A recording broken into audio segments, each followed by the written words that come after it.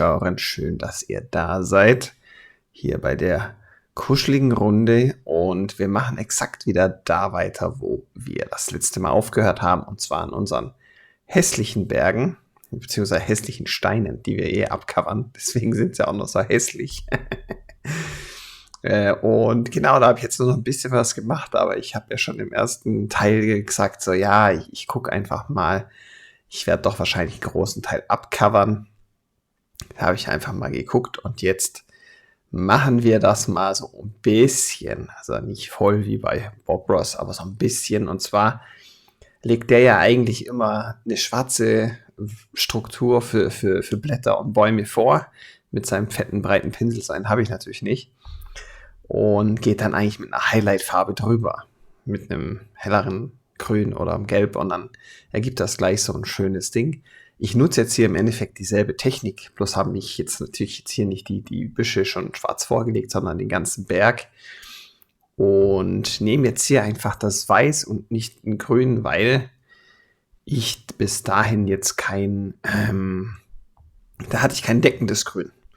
Und mit transparenten Farben auf schwarz zu gehen, ist ein bisschen sinnlos. Deswegen muss ich das jetzt erstmal machen.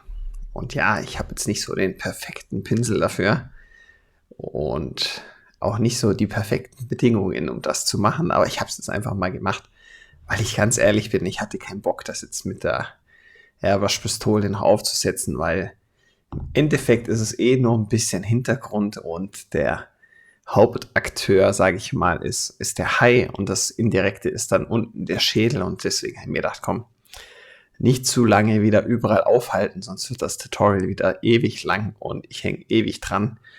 Und dann habe ich mir gedacht, da mache ich doch einen ganz guten Kompromiss mit sowas. Das finde ich ja, bin ich mir auch gar nicht schade drum, und dann habe ich gedacht, komm, dann mache ich das halt einfach und dann ist das gut. Und ihr seht jetzt eben, wenn ich das jetzt so vorgelegt habe, dann haben wir unten noch so ein bisschen die sichtbare Struktur und da oben jetzt noch ein bisschen, aber ich sag gleich, ich gehe dann nachher doch noch mal einiges mehr drüber. Und dadurch, dass dass ich keinen deckenden Ton habe, wenn ihr natürlich ein deckendes Grün habt, ein schönes, dann nehmt das dunkle Grün, tupft einmal das und dann geht ihr mit dem Highlight gelb drüber oder so, dann habt ihr da auch einen schönen Kontrast. Muss ich das jetzt natürlich nachträglich nochmal einfärben, was natürlich dafür sorgt, dass nachher die Struktur von dem Gestein natürlich massiv zurückgeht und dann eigentlich fast ganz verschwindet. Und deswegen ist das nicht ganz so günstig, aber ihr seht ja ungefähr, auf was ich da hinaus will. Jetzt habe ich natürlich noch das Problem gehabt, dass die Leinwand noch immer relativ stark saugend ist. Ist ja immer noch ein Untergrund, der generell stark saugend ist, ob vorgrundiert oder nicht. Und die Airbrush-Farbe ist ja doch recht flüssig. Muss ja auch sein, damit sie durch die Gun geht. Und wenn man die natürlich mit dem Pinsel so aufträgt, wie ich das jetzt mache, neigt die dazu, sehr schnell einzuziehen und auch so ein bisschen an der Struktur zu verlieren. Deswegen bin ich jetzt hier nochmal einem Weiß drüber gegangen, hier an ein paar Stellen, damit ich mal die erste Schicht zum Einfärben auch was Sichtbares habe. Und dann werde ich das jetzt eben weiter und weiter aufbauen, und dafür nehme ich, glaube ich, nachher das dunklere Grün einmal und gehen damit drüber. Und später machen wir dann quasi nochmal Weiß und nochmal ein bisschen helleres Grün, um da nochmal einen Kontrast reinzubringen und mehr Tiefe. Aber das machen wir jetzt dann gleich. Wenn ich da mal loslege, ich glaube, hier habe ich doch ein bisschen länger die Gun zwischengeputzt. Das kann, glaube ich, sein. Ist natürlich jetzt ein bisschen ungünstig, aber hey, so könnt ihr mir länger zuhören. Genau, da habe ich jetzt ein dunkleres Grün gemischt. Ihr seht's.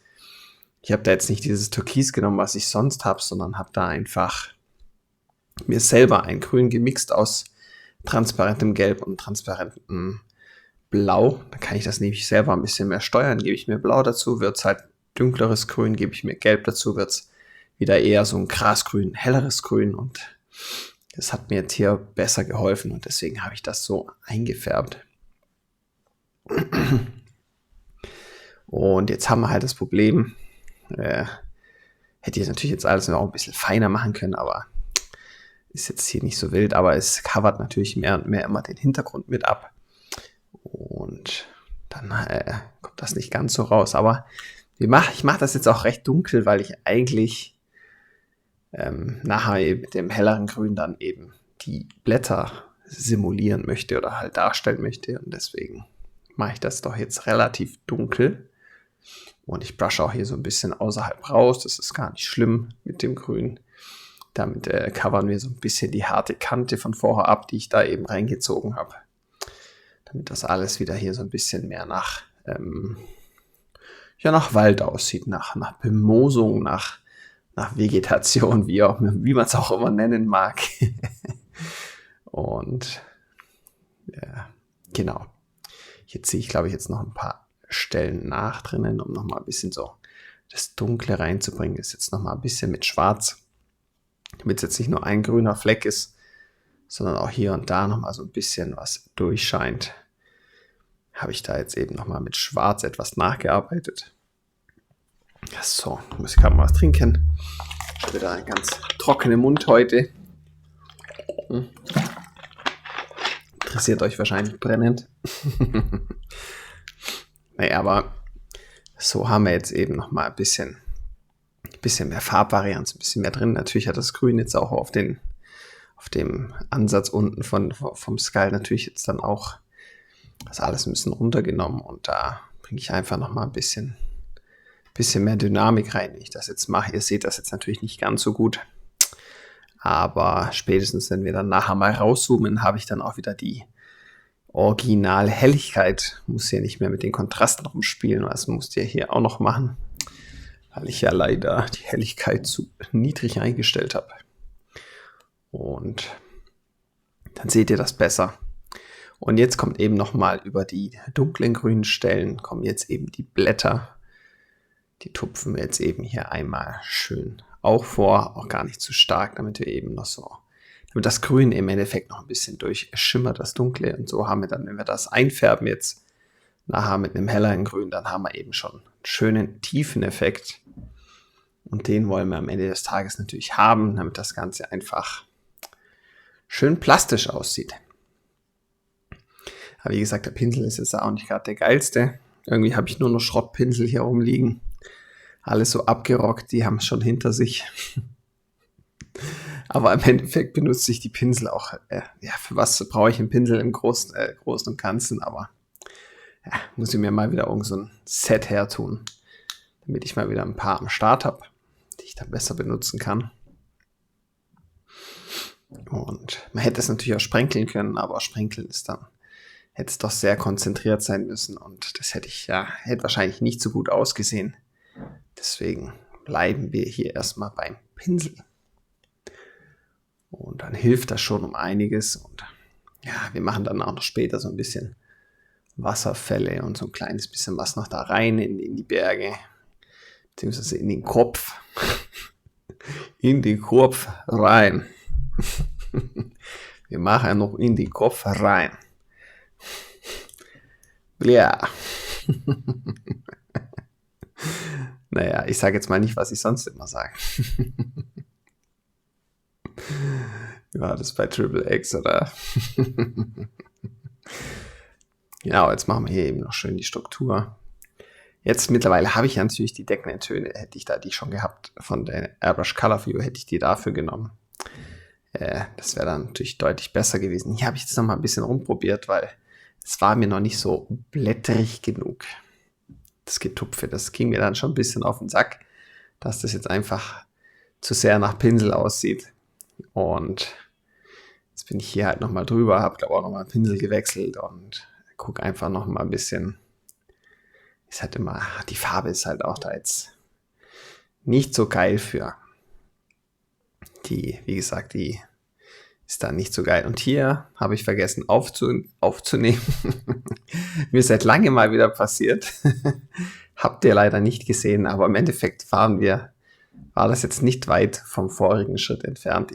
Das war eigentlich mit dem Tupfen so gut wie fertig und dann habe ich das einfach nur mit einem helleren Grün nochmal schnell eingenebelt und da müsst ihr einfach nur aufpassen, dass ihr natürlich nicht alles mit dem helleren Grün wieder abcovert, sondern wirklich nur die hellen Stellen abfahrt und dann sah das so aus wie jetzt. Da habe ich tatsächlich einfach mal wieder vergessen, auf die Aufnahme zu drücken, vor lauter Rumgefuchtel wieder, wie immer. Und jetzt habe ich mir gedacht, komm, bevor ich jetzt nochmal tupf und dann ist es ja mit dem fetten Scheißpinsel jetzt nicht so optimal, habe ich mir gedacht, komm, nehme ich einfach meinen AR Color Stift, mein Lieblingsstift mit meinem Weiß drin und dann tupfe ich das jetzt einfach noch nach. Und dann glaube ich, war es das nämlich schon, was so die Blätter angeht, die Vegetation. Und dann hat mir das getaugt und mir gedacht, komm, das passt doch jetzt ganz gut, dann lassen wir das einfach so. Und genau, finde ich eigentlich mal, kann man das schon mal machen. Ist jetzt auch nicht 100% optimal, aber wie gesagt, da wollte ich jetzt nicht zu viel Zeit drauf verschwenden, um da jetzt ewig lang dran rumzumachen. Kann man natürlich auch alles mit der Gun machen, aber hey, Aufwand und Nutzen muss halt irgendwo passen und das war hier gerade genau richtig so. Und jetzt seht ihr, jetzt kommt mit den Highlights, kommt so langsam der Tiefeneffekt raus und die Vegetation. Dann sieht das doch schon mal gar nicht schlecht aus. Und ja, kann man, glaube ich, lassen. Da haben wir eben noch die tieferen, dunkleren Stellen zwischendrin, damit das Ganze noch so ein bisschen Dynamik hat. Wir haben unten noch so ein bisschen die Felsen, die man noch so ein bisschen sieht. Und so ein bisschen das Ganze. Und dann wirkt das schon wieder gleich ganz anders. Wie wir das jetzt einfach nur komplett gemacht haben. So haben wir es einfach schön stimmig. Ja, und so kann man das schon mal machen. Ich meine, ihr könnt die Bäume und so machen, wie ihr das gerne macht. Kann mir gerne mal in die Kommentare schreiben, wie ihr so Bäume macht und brusht, ob ihr da auch Hilfsmittel nimmt oder Pinsel oder ob ihr die ganz mit der Hand macht. Wie eure Technik dafür, quasi eure Lieblingstechnik dafür, würde mich sehr interessieren. Könnt ihr gerne mal reinschreiben, wenn ihr da schon was gemacht habt. Am besten zeigt ihr mir das Ganze dann noch. Lasst es mir zukommen. Und ja, da sind wir nämlich dann schon bald fast durch. Ich glaube, ich weiß gar nicht, ob ich jetzt noch das Wasser und die Gischt und das Ganze nochmal nacharbeite und so ein bisschen Wassergefälle und ein bisschen Zeug einbaue oder ob ich das erst später mache, wo ich dann so ein bisschen erstmal das Grünzeug hier habe wirken lassen, um zu gucken, wie kommt es rüber, wie sieht es aus. Bin ich mir gerade ehrlich gesagt gar nicht mehr sicher, ob ich das dann erst noch später gemacht habe. Kann auch sein, dass ich es dann erst einen Ticken später gemacht habe. Aber ja, das sehen wir ja dann. Und ihr seht, mit dem schönen abgeklebten Rand habe ich jetzt keine Probleme, kein Overspray. Kann immer schön rausmalen, habe da echt keinen Stress. Mache mir das Leben leichter und dann ist das doch alles wunderbar. Ja, und Stift muss ich sagen, den nutze ich doch ab. Hier und da mal ganz gerne, wenn es dann halt stimmig ist und passt, kann man so einen AR-Color-Stift schon ganz gerne mal nehmen. Einzigste Nachteil, ihr habt es gerade schon gesehen, wenn man den zu lange senkrecht benutzt, dadurch, dass natürlich Flüssigkeit innen drin ist, die Airbrush-Farbe, den Stift kann man ja quasi selber mit der Farbe seiner Wahl befüllen. Ist halt so, dass dann irgendwann ab einem gewissen Zeitpunkt dann eben der Stift sich nicht mehr vollzieht, wenn ich den jetzt so senkrecht halte. Und dann müsst ihr den einfach nochmal ein bisschen kippen, nochmal ein bisschen shaken, noch ein bisschen drauf gehen auf die Linie und dann könnt ihr da wieder weitermalen. Und ja, ich finde, das sieht doch jetzt alles ganz annehmbar aus. Wir haben schön das Grüne, das Türkise oben schön in der hellen Oberfläche vom Wasser und geht dann auch genau mit dem Türkisen dann später richtig schön tief runter. Wir machen ja dann den Skal auch noch in der Farbe, damit das alles oben so stimmig ist und auch so ein bisschen das alles reflektiert, die Farbe. Und dann haben wir da eigentlich schon eine ganz stimmige Geschichte und können da eben schön loslegen. Erstmal nur mit Schwarzer. Gehe ich noch mal ein bisschen die Kontraste nacharbeiten. Ist auch wieder wahrscheinlich wegen dem hellen Grün, aber ich arbeite hier jetzt mit dem Braun rein. Da habe ich mir schnell das das Transparentbraun genommen, noch mal ein bisschen hier zwischen den Blättern und so noch mal ein bisschen das Ganze runterzunehmen, aber nicht gleich mit Schwarz. So baue ich nochmal eine leichte Farbebene ein, wenn das auch so ein bisschen aufs Dunkelgrün trifft. So gibt das nochmal mehr Farbe, mehr Tiefe. Also das ist halt der Vorteil bei den transparenten Tönen, dass man die halt on the fly auf dem Werkstück mischen kann. Und das finde ich eigentlich immer das Spannende. Da kann man noch einiges mitmachen. Auch im Nachhinein noch. Man kann noch sehr viel verändern und anpassen. Und hat da wirklich noch schöne Möglichkeiten. Und die nutze ich jetzt hier gerade einfach. Und passe das eben noch an, weil es mir einfach von den Kontrasten hier und da noch nicht so gepasst hat. Und das ist ja dann das Gute. Oh, da bin ich. Bisschen crazy mal wieder am Abend. Ich führe es mal wieder auf den mangelnden Schlaf zurück. Und jetzt was habe ich hier gemacht? Ich habe mir jetzt hier ein Stück Maskiertape genommen. Das nehme ich eigentlich ganz gerne, das ist sehr cool.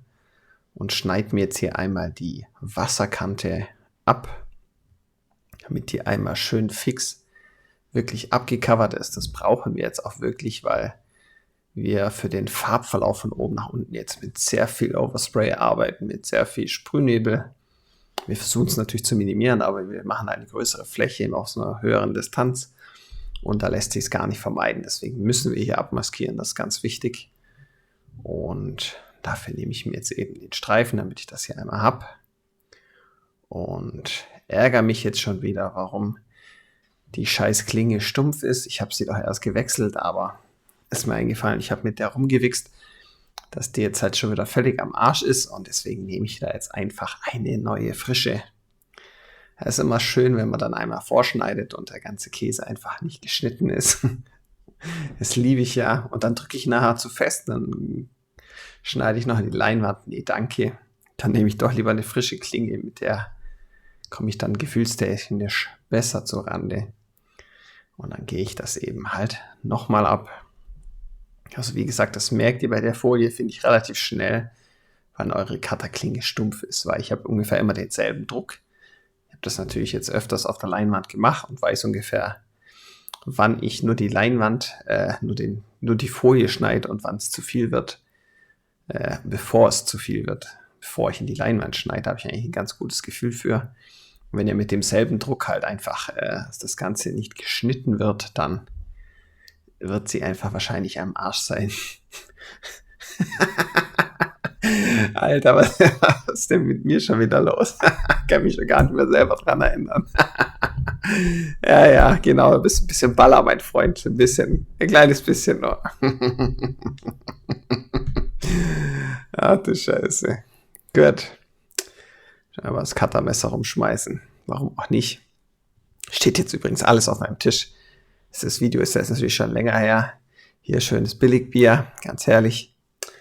Habe ich jetzt natürlich schon mittlerweile schöne Organizer überall auf meinem Tisch.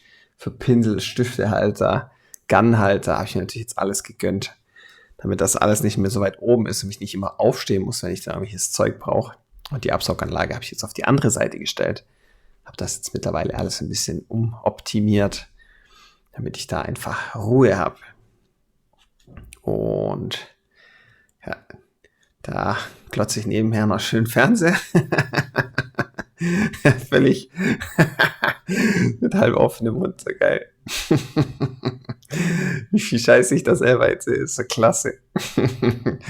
Richtig wie so ein Spaß, diese. Wieder irgendwas Spannendes, ha? Ich lasse bei sowas manchmal immer ganz gern so im Hintergrund irgendwas laufen. Ich weiß nicht, ob es irgendwelche nicht anstrengende Serien sind oder irgendwelche, keine Ahnung, sowas wie Rocket Beans oder so, ja, als sie noch live waren. Oder eben irgendwelche anderen Sachen, mal ab und zu auf Twitch oder so, einfach so ein bisschen Hintergrundberieselung, damit ich hier einfach ein bisschen was habe. Oder ich lasse ganz gern Musik laufen, aber in dem Fall, wenn ich schon so viel rüberglotze, dann ist es Fernseher. Oh, ich kannte das noch von früher. Also mein Onkel, bei dem ich viel war als Kind, der hat immer Fernseh laufen gehabt, immer. Das war immer so im Hintergrund. Dann, selbst als wir dann die Rechner hatten und dort gezockt haben, lief immer im Hintergrund so ein bisschen der Fernseher. Ich glaube, das ist so hängen geblieben. So ein bisschen hängen geblieben bei mir. Oh. So, jetzt covern wir natürlich noch nach oben ab. Ich habe jetzt hier einfach mal kurz ein paar Schichten draufgeknallt, links und rechts, damit eben der Rahmen geschützt ist. Und oben knicke ich das jetzt nur so ein bisschen. Das verhindert eben, dass der Overspray da über die Kante hinausgeht. Und ja, so ähnlich haben wir das immer gemacht, als ich damals noch Flugzeuge lackiert habe. Immer so ein paar Smart Repair Sachen gemacht haben. War das immer ganz passend. Und wenn es da schon klappt, dann klappt es hier sowieso. Deswegen habe ich mir das jetzt hier mal so auch gemacht. Und es hat ganz gut funktioniert. Wenn ihr euch da natürlich unsicher seid oder mehr Overspray verursacht, dann nehmt einfach ein Stück Papier und dann passt es. So, was habe ich da gerade gezeigt? Ich fahre jetzt einmal mit Weiß die Außenkontur vom Schädel wieder nach. Warum mache ich das? Wenn ich das Ganze jetzt natürlich einfärbe und schön den Farbverlauf mache, dann verschwindet natürlich jetzt hier, ist natürlich mit Bleistift vorgezeichnet, dann verschwindet natürlich diese Außenlinie vom Bleistift extrem und wird für mich halt schwierig sichtbar. Und da ich ja keinen Bock habe, das irgendwie nochmal dann da irgendwie mir voll einen abrödeln muss, um das wieder vorzumalen, ziehe ich das jetzt einfach einmal mit einer Linie schnell vor, ringsrum. Und dann habe ich nämlich eine schöne Kante. Ist auch gar nicht wild, wenn die nachher mit eingefärbt wird. Das ist ja wurscht, da werden wir sowieso noch mit Weiß den ganzen Skull einmal vorlegen. Also von dem her ist das gar nicht wild. Und so verhindern wir halt einfach, dass das Ganze verschwindet. Und dann haben wir gedacht, unten wird es natürlich noch dunkler und dann sieht man dann noch weniger. Da habe ich dann natürlich, glaube ich, oder habe ich mit Weiß vorgelegt. Kann auch sein, dass ich mit meinem Weißstift da ganz leicht vorgelegt habe. Unten wird das natürlich noch schlimmer und dann sehe ich natürlich noch weniger, also bloß nicht vergessen. Dann lege ich einmal schnell den Hai vor. Und bei den zwei Sachen, wenn ihr das nicht könnt, so wie ich das jetzt mache, ich meine, bis jetzt war das Bild, finde ich, relativ einfach zu machen, relativ einfach zum Nachmachen vor allem.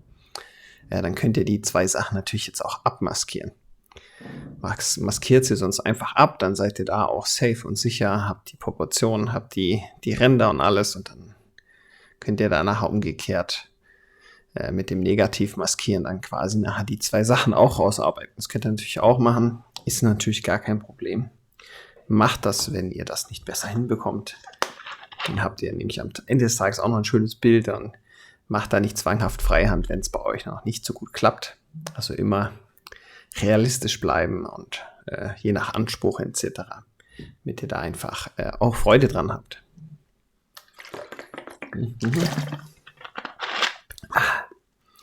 Trink. So. Genau, die zwei Sachen habe ich jetzt eben für mich einfach kurz vorgezogen, um das Ganze dann eben jetzt gleich einmal vormalen zu können.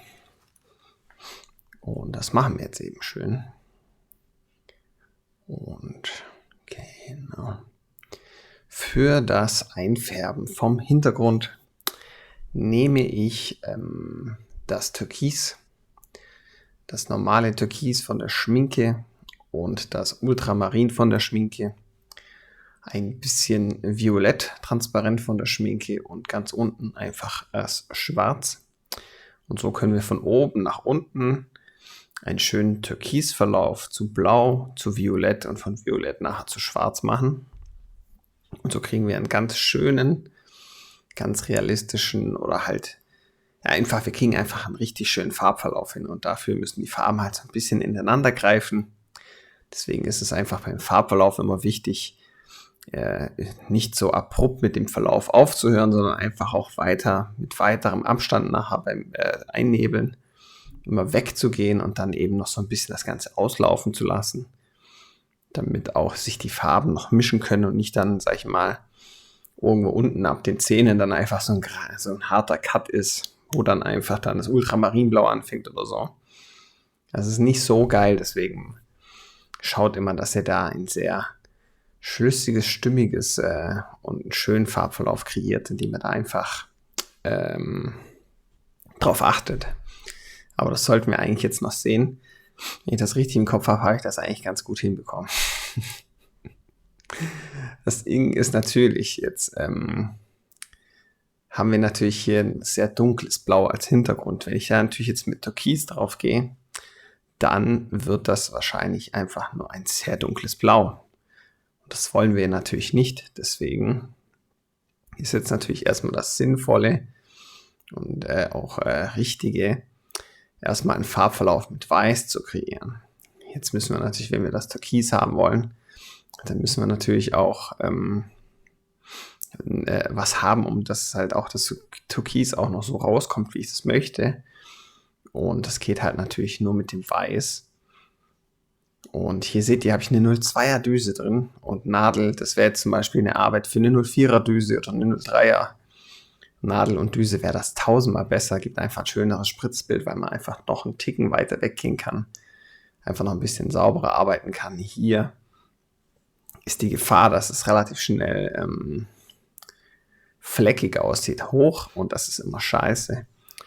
Deswegen, wenn ihr da eine Gun habt, die jetzt, wie ich jetzt dann, wenn ihr dann so eine Evolution mit einer 0,4er Düse und Nadel habt, dann nehmt für solche Arbeiten die größeren Geräte. Dann habt ihr da das deutlich einfacher. Und da muss ich sagen, habe ich jetzt, wie gesagt, umgerüstet und erst vor kurzem wieder ein bisschen Hintergrund gemacht. Das ist schon mal deutlich besser. Ich habe mich jetzt natürlich hier mit dem Weiß erstmal ein bisschen rangetastet und nicht gleich mega den Farbverlauf gemacht, sondern einfach erstmal so ein bisschen geguckt. Mir gedacht, so soll ich um den Skulls noch ein bisschen leuchtender machen, soll ich es runternehmen. Da war ich mir noch eine relativ lange Zeit unsicher. Sowas entsteht bei mir halt auch einfach während dem Malen. Das ist halt so ein kreativer Prozess, der einfach läuft. Da habe ich nicht irgendwie eine Faustformel für oder so und deswegen habe ich das einfach gemacht. Papi, Ja. was für Hölzes gebacken haben. Wow, du hast ein tolles Nicht-Stören-Schild gebastelt. Das wäre so ein Nicht-Stören-Schild wäre für mich ja gerade genau richtig, Schatzele. Dankeschön. Einfach so ein Goldstück, meine kleine Maus. So lieb und so toll. Ich liebe sie über alles, mein kleines Goldstück. So. Wie gesagt, bei mir sind die Türen nie verschlossen. Da kann die Maus immer rein und raus, wie sie will. So, dale. Jetzt fangen wir mit dem Türkis an und gehen eben oben einmal schön runter. Jetzt habe ich hier so einen leichten Verlauf reingemacht. Hätte ich hier und da noch einen Ticken schöner machen können, aber ich gehe nachher noch mit dem Blau ein bisschen gegen. Beziehungsweise, was ich mir hier gedacht habe, dass ich unten jetzt hier nicht ganz so, gerade unterm Skull, keinen so einen schönen Verlauf habe, ist die Tatsache, dass ich da noch ein bisschen Schatten machen wollte. Das ist einfach, so habe ich mir gedacht, von oben kommt das Licht, es bricht durch, geht über den Skull, aber direkt unterm Skull, da wollte ich es dann ein bisschen dünkler haben, ein bisschen schwärzer. Jetzt fällt mir auf, Kollege, zieh doch mal deine Maske auf, dafür hast du das Teil. Muss ja jetzt auch nicht unbedingt hier die mega Dämpfe einatmen ohne Ende. Nicht Dämpfe, aber eben Sprühnebel. Ist ja alles gut und recht, aber auf die Gesundheit sollte man natürlich auch schauen. Gerade in dem Hobbybereich ist das nicht verkehrt, wenn man jetzt hier einfach viel mehr rumnebelt, dann sollte man da schon ein bisschen drauf schauen. Auf die Gesundheit und genau deswegen, wir machen nachher unterm Skull noch ein bisschen schwarz und dann kommt dann eben zwischendrin das Ultramarinblau und dann unten eben auch nochmal schwarz, ein bisschen violett, um das Ganze noch ein bisschen abzurunden und zu verfeinern. Und jetzt seht ihr auf dem richtig blauen vorigen Untergrund, wie dunkel da das Türkis eigentlich wird. Hätten wir das jetzt nicht mit Weiß vorgelegt, dann sehe das jetzt sehr bescheiden aus. Deswegen war das eine gute Entscheidung, das so zu machen. Boah, bin ich jetzt erschrocken, hier scheiß Kopfhörer. Battery low, aber in einer Lautstärke, du, alles klar. Das ist mir gerade fast die Ohren zerfetzen, du, blödes Teil. Ja, dann geh mal in den Ruhemodus hier, du. Gute Nacht, Kopfhörer. Genau, also heute passieren ja nur witzige Sachen hier. Genau, ich nebel es jetzt trotzdem ein bisschen mit dem Türkis ein, damit das einfach nachher einen stimmigeren Verlauf nach oben hinbekommt. Wenn wir jetzt natürlich mit dem Ultramarinblau nachher da reingehen, dann gibt das hier einfach nochmal ein bisschen schöneren Ton, weil das Türkis einfach überall da ist und das natürlich auch hier schon so in gewisser Art und Weise das Ganze auch schon ein bisschen abdunkelt. Ihr seht jetzt unten, wenn ich da öfters drüber gehe, wird das schon sehr, sehr dunkel. Und das fand ich gar nicht schlecht, mit dem Türkis dann quasi da schon mal so einen schönen Verlauf anzulegen. Wenn wir da schon die Möglichkeit haben, warum dann eigentlich auch nicht? Und jetzt mache ich da eben, hier meine ich eben schön Verlauf, immer schön Bahn für Bahn nehmen und einfach gucken, dass ihr da schön stimmig drauf bleibt. Was jetzt hier auffällt, das seht ihr nicht, ich versuche es euch nachher zu zeigen, hier rechts oben, da war ich zu schnell mit zu viel Farbe, mit zu viel Weiß, mit zu viel Türkis. Da fing das tatsächlich an, wie beim Lackieren so Fettaugen zu geben. Wenn ihr nicht wisst, was Fettaugen sind, ist, wenn ihr zum Beispiel Klarlack lackiert und ihr habt ein Werkstück drunter liegen, dann und ihr fingert das an oder macht das nicht genau richtig sauber oder habt das nicht gut gereinigt und ihr lackiert dann einfach und zum Beispiel durch das Fett am Finger oder so sind die Rückstände halt auf der Oberfläche und wenn dann halt versucht, der Lack da zu greifen, funktioniert das nicht und dann bleibt das einfach bis zum Grund runter einfach offen und dann habt ihr da so einen riesen Krater, das nennt man auch Fettauge. Und das habe ich tatsächlich hier so ein bisschen gehabt, was ich ziemlich strange finde, hatte ich noch nie mit Wasserfarben, also wasserbasierten Farben, sagen wir es mal so. Hier seht ihr es vielleicht ein bisschen mehr, die Struktur oben, wie das aussieht, wo ich mir gedacht habe, so, seit wann gibt's denn das? Bei der Airbrush-Farbe, da war ich echt so ein bisschen planlos, weil ich das, wie gesagt, noch nie hatte und auch ehrlich gesagt nicht ganz verstanden habe, woran das liegt. Weil normalerweise, ja, was soll da das Problem sein bei der Wasserfarbe? Soll es eigentlich keine Probleme geben. Aber ihr seht hier so ein bisschen die Kreise, das sieht natürlich nicht so ganz so gut, aber hier so leichte Kreise überall. Das sieht im Original noch viel, viel schlimmer aus. Und hat mich dann hier echt so ein bisschen abgefuckt. Und ich gedacht habe so, hey, was soll denn das jetzt, dass sich das so weigert, als wäre da mal irgendwie, als hätte ich da irgendwie Öl drauf gegossen oder so. Es ist sehr extrem. Man sieht es hier und da jetzt doch ein bisschen besser. Also, ihr könnt mir gerne mal schreiben, wenn ihr eine Ahnung haben könntet, an was das gelegen haben soll. Nur her mit der Info, bin ich natürlich froh drum. Aber ich konnte mir das ehrlich gesagt nicht ganz erklären. Ich habe das Ganze nochmal ein bisschen richtig schön ablüften lassen, richtig schön trocknen lassen und bin dann später, glaube ich, nochmal einen kleinen Tick drüber. Das Problem ist natürlich, umso öfter ich jetzt über die Fläche gehe, umso dunkler wird sie. Und eigentlich wollte ich sie nicht dunkler haben, als sie jetzt schon ist. Und dann habe ich da halt einfach aufgehört. Was Gute ist, dadurch, dass es so schöne Blubber, so unwillkürliche runde Formen sind, sieht das eher schon aus wie Blubberbläschen oder so. Und deswegen ist das jetzt hier auch gar nicht so wild. Also es fügt sich hier in dem Bild noch ganz stimmig ein. Ja, aber ich glaube, in einem anderen Bild wäre das jetzt nicht so geil gewesen, wenn das jetzt so passiert wäre. Und war ich, wie gesagt, echt ein bisschen ratlos in der Situation, wo ich mir gedacht habe, so okay, hatte ich jetzt auch noch nie, was soll der Scheiß, die Farbe hebt einfach nicht. Das sieht voll komisch aus und es kann nicht mal eigentlich kann es nicht mal an der Trockenzeit liegen, weil die Farben, ich habe schon so oft nass in nass gearbeitet, das hatte ich noch nie. Also, wie gesagt, es gibt immer wieder was Neues, warum auch nicht? Einfach kann ja jeder und gibt's einfach mal wieder lustige Sachen. Aber wie gesagt, das hat jetzt hier noch ganz gut hingehauen. Hätte das jetzt nicht funktioniert oder hätte das jetzt zu sehr gestört, hätte ich es nochmal, wäre mein logischer Schritt jetzt gewesen, das komplett nochmal abzumaskieren, also nicht abmaskieren, aber komplett nochmal mit Weiß zu übercovern. Einfach komplett mit Weiß abcovern und dann nochmal das Türkis quasi anzulegen, nochmal den Farbverlauf nach unten. Hätte ich jetzt gemacht, wenn es mich extrem gestört hätte oder wenn es einfach gar nicht gut ausgesehen hätte, aber wie gesagt, auf die Begebenheiten hin hat es eigentlich ganz gut gepasst und dann habe ich das gelassen. Und ja, wie gesagt, jetzt haben wir einmal mit dem Ultramarinblau das Ganze gemacht. Jetzt gehe ich hier, glaube ich, einmal mit dem Schwarz nochmal lang. Wie gesagt, arbeite auch hier gleich nochmal die Form vom Hai aus, weil die jetzt natürlich auch wieder ein bisschen weggegangen ist durch das ganze Gefärbe natürlich. Aber wie gesagt, ich mache das lieber als abmaskieren, weil es mir dann einfach zu hart wirkt.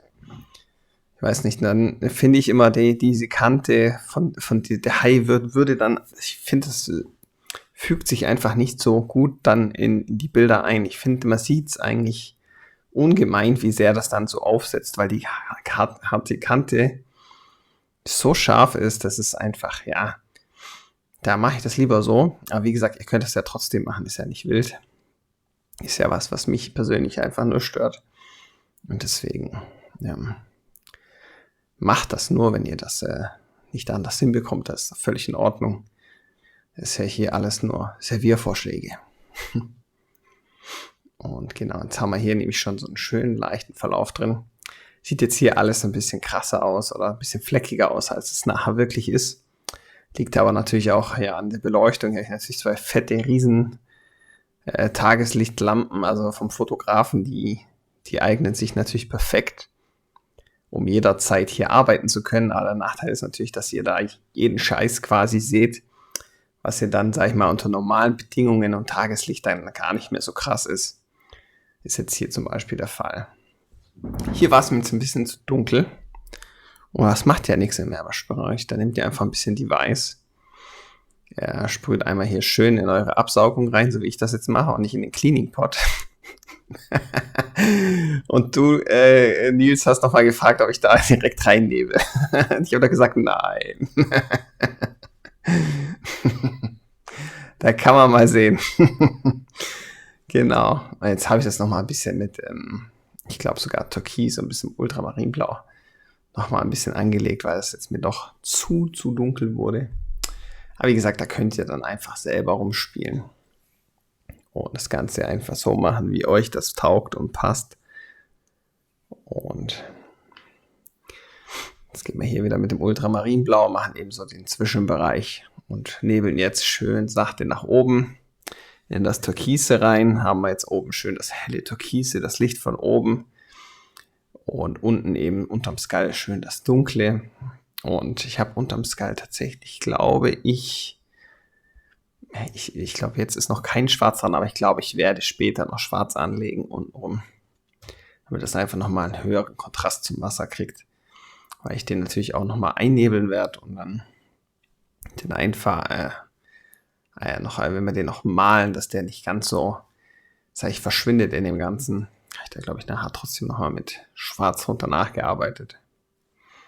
Und genau. Dadurch, dass ich natürlich jetzt hier, ich habe tatsächlich, ja, heute habe ich wieder sprachliche Hänger, das ist wirklich Hirnfurz-Alarm. Alarm. Dadurch, dass ich natürlich 3 Guns habe, die alle 3 zu der Zeit kaputt waren, weil alle 3 Düsen am Arsch waren und ich hier mit kaputten Düsen gearbeitet habe. Also die 3 Düsen, die jetzt allen 3 Guns drin sind, haben alle Risse gehabt, mal weniger stark, mal stärker, aber schon aufgesprengt. Aber ich wollte einfach die paar Tage nicht mehr warten, bis die Ersatzdüsen kamen.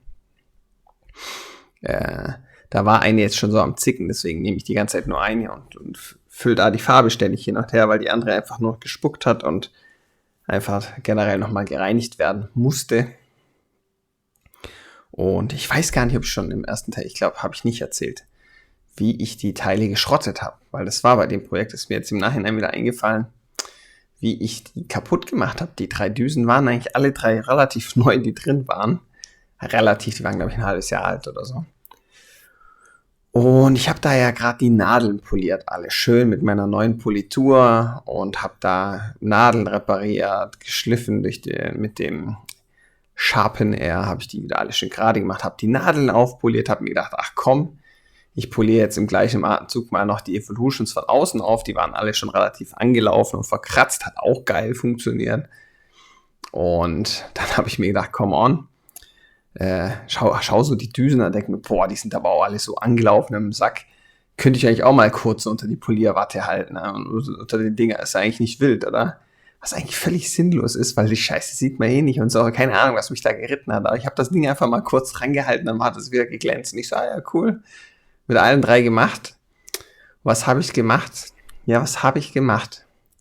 Dadurch, dass ich die Dinger aufpoliert habe, hat es da vorne die Öffnung so zugemacht, dass die nachher nicht mehr funktioniert haben. Also da kam einfach nichts mehr raus. Keine Luft, keine Farbe, kein gar nichts mehr. Das war richtiger Scheiß. Und so habe ich die geschrottet und es war so, kurz bevor ich das Projekt eigentlich anfangen wollte. Das war ein Tag vorher, wo ich eigentlich alles mal ready machen wollte, um da hier schön durchstarten zu können. Und dann durfte ich mir 3 neue Düsen kaufen. War halt ziemlich geil. Ich hätte auch eine 04er bestücken können, aber habe ich nicht dran gedacht. Die wären dann ganz gewesen. So, jetzt habe ich mir das Ganze angeguckt, den Farbverlauf angeschaut, fand es gut, fand es sehr stimmig und habe mir gedacht, das passt gut. Und dann habe ich gedacht, dann fangen wir doch mal mit unserem Skullchen an und machen das Ganze einfach. Ihr seht da, wo ich jetzt so leicht vorgelegt habe vorhin. Also es ist noch schön sichtbar, nicht extrem, aber so genug, dass ich damit arbeiten kann. Und das hat gepasst, das hat gut funktioniert. Also so habe ich das einfach gemacht. Hätte ich das jetzt nicht gemacht, ihr seht an den Zähnen unten, da wo das Bleistift gemalt ist, das verschwindet schon stark. Das hätte schon recht schnell ins Auge gehen können. Deswegen war das eine gute Entscheidung. Und so kann ich jetzt einfach anfangen endlich mit dem Skull. Schon wieder fällt mir die Scheiße runter hier, das ist Wahnsinn. Aber ich stelle dieses Bild auch mal ganz gerne auf dem Rand von der Staffelei. Warum heute mal? Dann ist noch ein Stück näher dran. Und ja, jetzt ziehe ich es ja noch einmal schnell nach. Auch wenn wir das Ganze noch einfärben und machen und so. Ist alles nicht wild, aber wir ziehen es nach. Schaut mal, wie gute, schöne Linien ich noch mit so einer beschissenen, kaputten Düse hinkriege. Das ist Wahnsinn. Also man kann echt noch mit viel Crap-Equipment noch einiges rausholen. Das ist schon manchmal verwunderlich. Aber die waren noch alle so hart am Limit. Und ich habe schon mehrfach gesehen, dass man die ja habe ich jetzt schon sehr oft gesehen, mit Bienenwachs, dass man die wieder abdichten könnte. Aber in dem Fall glaube ich nicht, dass das bei denen funktioniert, weil die auch richtig aufgesprengt waren. Also nicht nur gerissen, sondern wirklich habe ich dann irgendwie auf Dauer, die sind ja echt, eigentlich halten die Düsen bei mir echt lange. Und die ich dann das ewige Arbeiten und das ewige Putzen und so, wird der Radius vorne, glaube ich, zwangsläufig irgendwie immer ein Stückchen größer und irgendwann macht es halt mal Puff und dann ist das finito. Und ich glaube, das Loch zu schließen wäre schon möglich, aber dann habe ich trotzdem noch die erweiterte Öffnung, ob das dann noch so gut funktioniert. Ja, ihr seht, es funktioniert schon noch, aber ja, so ganz geil war es dann halt oft auch nicht. Dann hat sie doch mehr gespuckt oder Gänsefüßchen gemacht oder der Strahl kam dann manchmal ein bisschen unwillkürlich raus und war nicht genau da, wo er sein sollte. Und das war dann halt alles nicht ganz so optimal. Aber dadurch, dass ich natürlich relativ viel Übung habe, kann ich das ganz gut kompensieren und einigermaßen handeln. Aber ja, gescheiter wäre es gewesen, ich hätte einfach gewartet. Aber mei, so ist doch viel lustiger. So, jetzt haben wir einmal kurz die Zähnchen noch gemacht. Jetzt machen wir einmal kurz die ganzen Sachen vom Skull mal einmal so ein bisschen vorlegen, damit ich einfach einmal, ich glaube, die Skizze wieder drin habe. Ich habe am Rechner natürlich, das Ganze habe ich ja natürlich vorgemalt. Auf einem Papier so ein bisschen, damit ich das so ein bisschen sehe, ein bisschen im Kopf habe. Da schaue ich jetzt schon mal ein bisschen drauf, da habe ich natürlich ein bisschen vorschattiert und so. Ja, das Bild ist ja wie gesagt nicht so, gibt es nirgendwo so verfügbar, sondern habe ich ja hier selber ausgedacht etc. Und das ist schon ganz was Cooles, aber für den Skull habe ich mir, wie gesagt, das ganze Bild einmal auf einem DIN A4-Blatt vorgezeichnet, so ein bisschen vorschattiert. Da lehnen sich jetzt natürlich schon ein bisschen drauf, damit das auch einigermaßen passt. Aber das ist ja mein eigenes Referenzbild, kann man schon machen. Und ja, das wird schon ganz cool. Das Projekt hat mir mega viel Spaß gemacht, ohne Scheiß. Aber wieder viel mit Farbe und coole Motive, coole Idee. Der 3D-Effekt gefällt mir eigentlich. Wobei, der hätte noch einen Ticken stärker sein können, aber ja, der Schatten vom Hai, der war nachher nochmal so richtig, der war nochmal richtig Abfuck, weil ich habe ein paar verschiedene Versionen davon angelegt. Ich habe das sehr oft mit Weiß wieder abgecovert, weil es mich so beschissen fand irgendwie. Das sah auf meiner Skizze deutlich besser aus als nachher auf dem Endprodukt, deswegen, ja, aber dafür kann man es ja machen. Und ist ja eigentlich gar kein Problem. Jetzt nehme ich einmal so die markanten Stellen raus, die ich da noch so habe. Die Wangenknochen und Augenhöhle und eben überm Auge das Ganze. Damit ich einfach einmal hier so die grobe Skizze, das was ich vorgezeichnet habe, einmal hier so grob nachfahre und dann kann ich da irgendwann endlich anfangen, frei drin zu arbeiten. Und es macht mir dann immer am meisten Spaß, dann einfach zu machen, wie ich mir denke, dass es passt. Das ist dann schon ganz cool. Und wie gesagt, hier springe ich jetzt auch deutlich mehr hin und her, deswegen habe ich euch noch ein bisschen weiter weggelassen. Ja, hier endlich mir mal aufgefallen, dass die Zähne nicht ganz drauf sind, aber das Stativ rutscht so ein bisschen nach. Und dann haben wir es genauso wie vorher. Das ist doch geil, oder? Ah ja, korrigiert. Genauso wie vorher. Geiler Scheiß. Ja, und jetzt gucke ich einfach, überlege mir, wo kommt Licht hin, wo kommt Schatten hin. Dafür habe ich eigentlich ein ganz gutes Gespür und für so Dreidimensionalität, wie das ungefähr aussehen sollte. Und Aufbau vom Schädel ist ja im Endeffekt irgendwie auch immer dasselbe. Ja, wenn man da ein paar gemacht hat, dann hat man das eigentlich ganz gut im Gefühl, wo das hingehört und wo nicht. Und das hat mir eigentlich da ganz gut getaugt. Ja, das ist eigentlich, ich fand irgendwie die Idee so cool mit diesem Skull, der so halb Insel, halb im Wasser ist und da eben schon so ein bisschen vor sich hin treibt, so XXL-mäßig. So ein Gigantenschädel von dem Titanen auf unserem Planeten. Ex-Titane. Und dazu noch der Hai, das fand ich irgendwie so geil. Und die ganze Idee, ich glaube sogar die Inselidee war Nils seine Idee. Der hatte da schon so ein paar Ideen von im Kopf. Und das fand ich schon sehr, sehr cool. Und genau. Jetzt fangen wir eben mal an. Das ist jetzt auch alles wieder das verdünnte Weiß. Da geht man so ein bisschen rein, legt so ein bisschen mal an. Man lässt natürlich schon da, wo es dann schon dunkel wird, dann ein bisschen Platz. Malt das jetzt nicht völlig aus und so kann man dann schon anfangen, so eine gewisse Dreidimensionalität einzubauen, schon mal zu gucken, wie sieht das aus von Licht und Schatten ungefähr.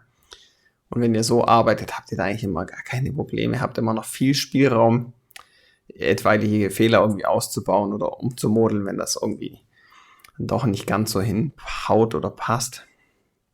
Wie gesagt, hier gibt es auch fast kein Overspray, wenn wir hier schön aufpassen und hier schön arbeiten. Das zweite ist natürlich, wird oben, der Skull wird natürlich auch türkis eingefärbt. Wir wollen ihn natürlich farblich gleich haben wie den Hintergrund. Das soll ja schon eins sein, aber sich auch ein bisschen abgrenzen. Deswegen ist auch hier, wenn ihr da Overspray haben solltet, auch gar nicht schlimm, weil der eigentlich nachher sich dann ganz gut mit dem Hintergrundwasser wieder so einbettet und dann ist das eigentlich doch gar kein Problem. Und ich hüpfe schon wieder viel zu viel auf meinem Petsy-Ball. Hier noch ein bisschen Upgroove. Lecco mio. Ja, und ich finde, das Skulls machen ist einfach was Feines. Das macht mir irgendwie immer Spaß. Ist irgendwie was Cooles. Gefällt mir. Gibt es im Airbrush-Bereich, glaube ich, auch so zu Genüge, ohne Ende. Aber wie gesagt, ist eine Sache, die mir einfach Spaß macht. Und dadurch, dass ich dafür halt, wie gesagt, kein Referenzbild habe, mache ich das einfach so, wie ich das denke. Und schaue so ein bisschen auf meine Skizze davon und gucke halt, dass es einigermaßen passt. Und ja, wenn einmal so das, sag ich mal, im Kopf dann passt, dann kann ich da nämlich einfach geschmeidig mitarbeiten. Und da müsst ihr einfach ein bisschen, ist natürlich für einen Anfänger und so immer ein bisschen schwierig, das weiß ich auch, das sagen ganz viele so, wie mache ich das mit der Räumlichkeit, wie mache ich das mit Licht und Schatten, ist für viele ein großes Problem, ist mir auch bekannt, aber da müsst ihr einfach durch Üben, einfach das Ganze wird dann durchs Üben im Endeffekt besser, durch Bilder malen, weil dann, wenn ihr dann Referenzbilder benutzt oder meine Bilder, da stimmen ja oft schon die Licht- und Schattenverhältnisse sehr gut. Wenn ihr das dann immer vermehrt übt oder hier viele Skulls macht, dann wisst ihr das irgendwann automatisch, wo das Licht hinkommt und wo der Schatten und wo das Sinn macht, vor allem in eurem Bild dann, wo ihr die Lichtquelle wählt. Wir haben jetzt natürlich hier die Lichtquelle von oben, ganz klar, vom Horizont und eben vom Himmel her. Und dann ergibt sich das ganz natürlich wie ich dieser Hänger habe hier, Mensch. Dann ergibt sich das ganz natürlich, dass wir dann nachher so unter den Wangenknochen einfach mehr mehr Schatten haben und nach unten hinweg generell einfach dünkler werden und oben am Skull einfach alles heller machen und dann eben Augenbrauen, Nase und Wangenknochen eben aufhellen. Das ist dann einfach logisch denken, dann passt das eigentlich immer gut. Ja, ist eigentlich ja kein Hexenwerk, absolut nicht. Wobei ich da auch noch um einiges lernen muss, so, was das Ganze angeht. Gerade wenn man so ganz frei arbeitet, ist immer ein bisschen schwierig, habe ich auch gemerkt, aber wird schon. Dafür sind wir ja alle da. Auch ich habe noch einiges zu lernen. Und da hat die Gun mal wieder richtig schön gerotzt. Da habt ihr das gerade gesehen. Da kam so ein Flezen raus. Das war jetzt kein Tip-Dry, sondern die war jetzt einfach, da war die Düse jetzt einfach so am Sack. Und ich glaube, auch beim nächsten Schnitt oder so habe ich das Ding dann am nächsten Tag weitergemacht. Oder ich habe die, glaube ich, zwischengereinigt, irgendwie sowas. Weil es gibt immer so einen gewissen Punkt, bis es noch ertragbar ist. Aber wenn es dann bei mir dann auch 5-mal hintereinander rausrotzt, weil die einfach am Sack ist, dann habe ich da auch keinen Bock mehr. Dann mache ich die lieber sauber. Da lege alles hin und mache dann am nächsten Tag weiter. Dann ist das viel sinnvoller. Natürlich malen wir das aber jetzt einmal hier mit Weiß natürlich auch alles einmal vor. Wir können das natürlich nachher runternehmen mit dem Blau und allem, aber damit wir überhaupt erstmal auch was haben zum Einfärben und zum Runternehmen, damit das, sag ich mal, organisch und gut aussieht, müssen wir das natürlich trotzdem einmal mit Weiß und Schwarz und so richtig schön vorlegen und ausmalen. Das ist natürlich ganz wichtig. Aber wie ich jetzt schon sehe, machen wir das Ganze im dritten Teil. Da wird der Skull definitiv fertig. Der geht jetzt nachher, glaube ich, ratzi-fatzi und dann kommt, glaube ich, auch schon der Hai relativ schnell. Und ich weiß gar nicht, ich glaube, wenn wir Glück haben, dann ist im nächsten Teil, glaube ich, schon alles fertig. Kann ich aber nicht versprechen, das weiß ich nicht genau. Aber ich glaube, so viel Material war das gar nicht mehr. Und ansonsten wird es halt noch ein 4. Teil, ein kürzerer Teil. Aber wie gesagt, das machen wir dann im nächsten Teil. Dann machen wir genau hier wieder weiter. Und dann haben wir nämlich da wieder ein schönes Ding zu weitermachen. Und dann machen wir diesen schönen Skull mal fertig. Genau. Wie gesagt, liken, abonnieren. Ihr kennt den ganzen Kladderadatsch. Macht das gerne, das hilft dem Kanal, das hilft mir, das macht mir dann auch wieder, gibt mir wieder Antrieb etc. Ihr wisst ja Bescheid. Gerne einen Kommentar da lassen, wie euch das Tutorial gefällt. Ob ihr überlegt, sowas mal zu machen etc. Das würde mich echt auch interessieren. Und dann würde ich sagen, schaut gerne in meine Bibliothek rein. Ich glaube, ich habe jetzt mittlerweile über 100 Videos. Davon sind, glaube ich, über die Hälfte sind, glaube ich, nur Tutorials. Also schaut einfach mal die ganzen Videos durch oder die Playlists. Ich habe ein paar Playlists angelegt. Ich werde oft Sachen gefragt. Kannst du mal Feuer machen oder kannst du mal Blatt machen oder so? Das ist natürlich schon alles am Start. Da müsst ihr einfach mal nur selber reinschauen. Und dann würde ich sagen, viel Spaß mit meinen Videos. Reingehauen.